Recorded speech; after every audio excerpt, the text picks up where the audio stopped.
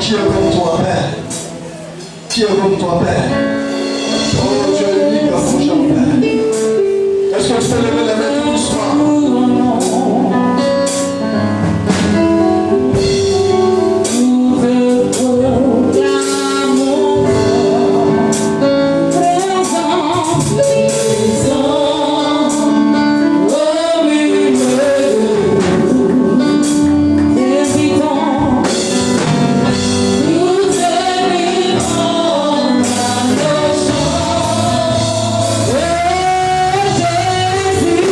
Jésus.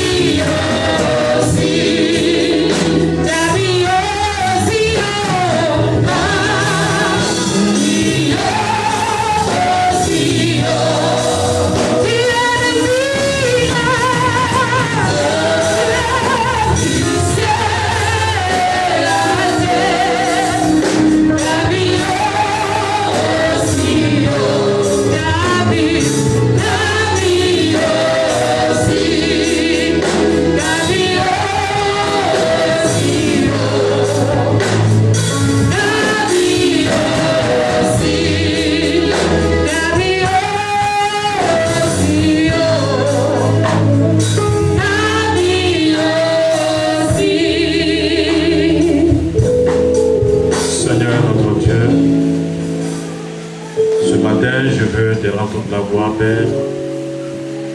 Je voudrais te dire merci, Seigneur, pour tous tes bienfaits. Je voudrais te dire merci, Seigneur, pour ce jour que tu as mis à part. Un jour, Seigneur, pour glorifier ton nom, pour t'adorer, Seigneur, pour te rendre toute la louange.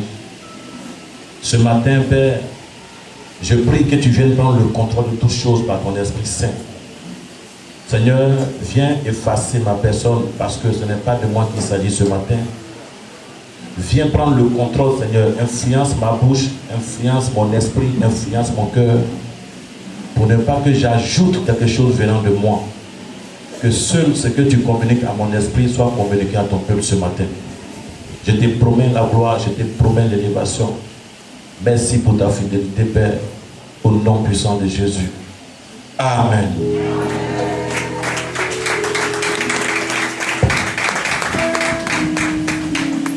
Alléluia.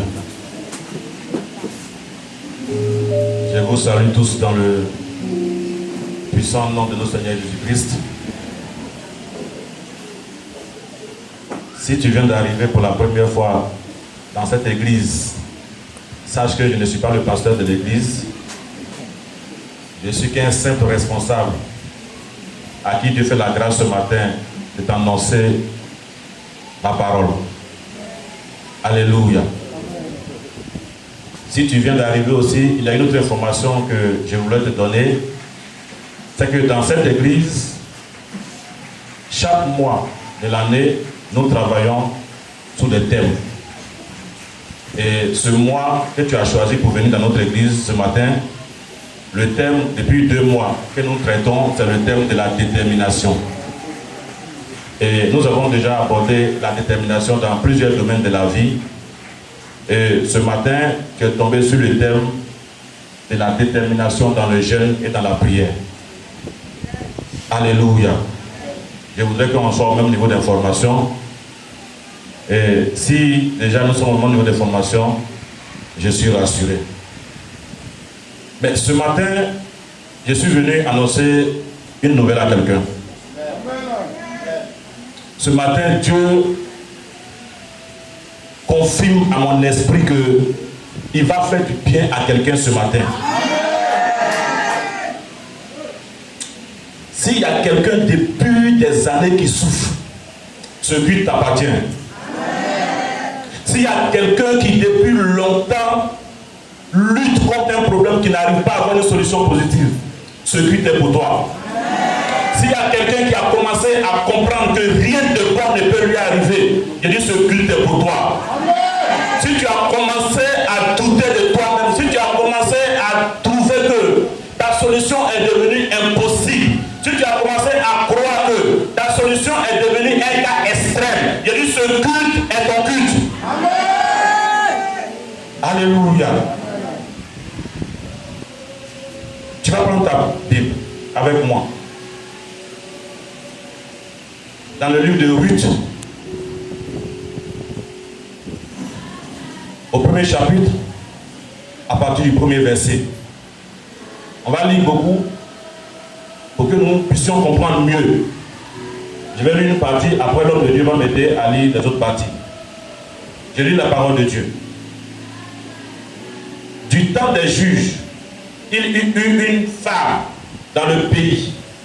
Un homme de Bethléem de Juda partit avec sa femme et ses 2 fils pour faire un séjour dans le pays des Moab. Le nom de cet homme était Elimelech, celui de sa femme Naomi. Et ses 2 fils s'appelaient Machlon et Kijon. Ils étaient Éphrasiens de Bethléem de Juda. Arrivés au pays des Moab, ils y fixèrent leur demeure. Elimelech, mari de Naomi, mourut et elle resta avec ses 2 fils. Il prit des femmes moabites, dont l'une se nommait Orpa et l'autre Ruth. Et ils habitaient là environ 10 ans. Machlon et Kijon moururent aussi tous les 2. Et Naomi resta privée de ses 2 fils et de son mari. Puis elle s'éleva, elle et ses belles-filles, afin de quitter le pays de Moab, car elle apprit au pays de Moab que l'Éternel avait visité son peuple et lui avait donné du pain. Elle sortit du lieu qu'elle habitait accompagné de ses 2 belles filles, et elle s'est mise en route pour retourner dans le pays de Juda. Naomi dit alors à ses 2 belles filles, allez, retournez chacune à la maison de sa mère, que l'Éternel use de bonté envers vous, comme vous l'avez fait envers ceux qui sont morts et envers moi. Que l'Éternel vous fasse trouver à chacune du repos dans la maison d'un mari. Et elle les baisa. Elle élevait la voix et pleurait. Et elle lui dit, non, nous irons avec toi vers ton peuple. Naomi dit, retournons, mes filles, retournez mes filles. Pourquoi viendrez-vous avec moi? Ai-je encore dans mon sein des fils qui puissent devenir vos maris? Retournez mes filles, allez, je suis trop vieille pour me remarier.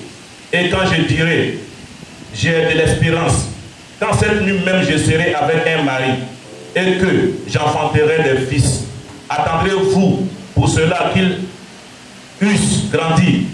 Refuseriez-vous pour cela de vous marier? Non, mes filles, car à cause de vous, je suis dans une grande affliction de ce que la main de l'Éternel s'est étendue contre moi.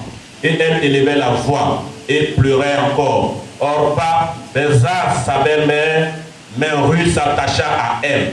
Naomi dit à Ruth, voici ta belle-sœur est retournée vers son peuple et vers ses dieux. Retourne comme ta belle-sœur. Ruth répondit, ne me presse pas de te laisser, de retourner loin de toi. Où tu iras, j'irai. Où tu demeureras, je demeurerai. Ton peuple sera mon peuple et ton Dieu sera mon Dieu. Où tu mourras, je mourrai et j'y serai enterré. Que l'Éternel me traite dans toute sa rigueur, si autre chose que la mort vient me séparer de toi. Naomi, la voyant décidée à aller avec elle, cessa ses instances. Elle fit ensemble le voyage jusqu'à leur arrivée à Bethléem. Et lorsqu'elle entrait dans Bethléem, toute la ville fut émue à cause d'elle. Et les femmes disaient, est-ce là Naomi? Alléluia. Je vais demander à l'homme de Dieu de lire le chapitre 2, le verset 1 à 3. Naomi avait un parent de son mari. C'était un homme puissant et riche de la famille de Elimelech et qui se nommait Boaz. Ruth, la Moabite, dit à Naomi, laisse-moi, je te prie, aller glaner des épis dans le champ de celui aux yeux duquel j'ai trouvé grâce. Elle lui répondit, pas ma fille. Elle alla glaner dans un champ derrière les moissonneurs, et il se trouva par hasard que la pièce de terre appartenait à Boaz, qui était de la famille d'Elimelech. Alléluia. Tu vas continuer au chapitre 4 et tu vas lire le verset 13.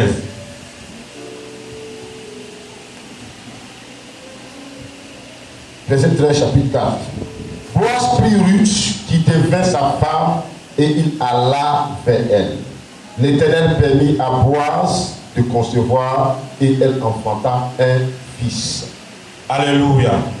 Que Dieu bénisse sa parole. Je vais expliquer un peu ce message pour qu'on puisse comprendre mieux. C'est l'histoire, comme la Bible dit, de 3 femmes. Naomi, Orpa et Ruth. Et Naomi et son mari vivaient en Juda, à Bethléem précisément. Et il y avait la famine là-bas en ce temps. Et le pays des Moab était un pays voisin de Bethléem. Et là-bas, il y avait à manger. Et à cause de la faim, le mari de Naomi prit sa femme et ses 2 enfants, aller habiter dans le village voisin à cause de la nourriture. Alléluia. Arrivé là-bas, il eut un malheur. Le mari meurt. Entre-temps, les 2 fils, après la mort de leur père, se sont mariés à 2 filles du village où ils sont partis. On les appelle des Moabites. C'est-à-dire que les habitants du pays des Moab sont des Moabites. Alléluia. Mais ce qui est intéressant de comprendre, c'est que ce pays des Moab était un pays à part. C'était un pays qui était maudit par Dieu lui-même. À cause de leur marche envers Dieu. Et quand tu es juif, quand tu es israélite, tu n'as même pas le droit de côtoyer les gens de ce pays. Alléluia. Et ce que je veux que tu retiennes pour que nous avançons, c'est que quand Naomi est allée dans le pays avec son mari et ses 2 enfants, les 2 filles, Orpa et Ruth, qui sont venues loger, habiter, marier les enfants de Naomi, pendant plus de 10 ans, avaient commencé à pratiquer la culture des Juifs. Alléluia. Donc, le fait que ces filles abandonnent déjà leur famille pour s'attacher à un peuple juif, ce n'était pas seulement un attachement physique. Alléluia. Ce n'était pas un attachement physique. Quand elles décident, même après la mort de leur mari, de suivre leur belle-mère pour partir avec elle, ce n'était pas un attachement physique. C'est vrai, ça peut être physique, mais le plus important, c'est que ce n'était pas physique, c'était spirituel. C'était une manière d'abandonner leur Dieu et de s'attacher à un nouveau Dieu, le Dieu de Naomi, le Dieu des Juifs. Alléluia. Et cela est plus explicite dans le chapitre 1 au verset 6, au verset 16, et le chapitre 2 au verset 12. Elle dit, ton Dieu sera mon Dieu. Ça veut dire que ce n'était pas seulement que Naomi, elle voyait le Dieu de Naomi. Donc l'attachement qu'elle a avec Naomi, c'était une expression qu'elle adressait directement au Dieu de Naomi. Disons une prière. Alléluia.